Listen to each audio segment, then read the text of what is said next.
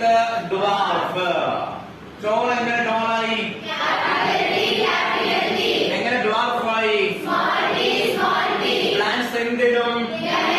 യമീൻ തൊട്ടാണ് കറി പോണേ. മുട്ടയുണ്ടാക്കി വെച്ചാൽ മതിയോ? എന്ത് ചെയ്യുക? അപ്പോൾ എന്ത് കുഞ്ഞ? ഓക്കെ, ഇവരെ തമ്മിൽ എന്ത് ചെയ്യണം? Capital T small T, capital T small T. മുട്ട എങ്ങനെ പറഞ്ഞോ?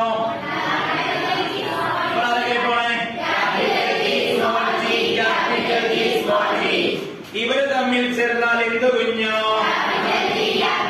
ഇവര് തമ്മിൽ ചേർന്നാൽ എന്ത് കുഞ്ഞോ?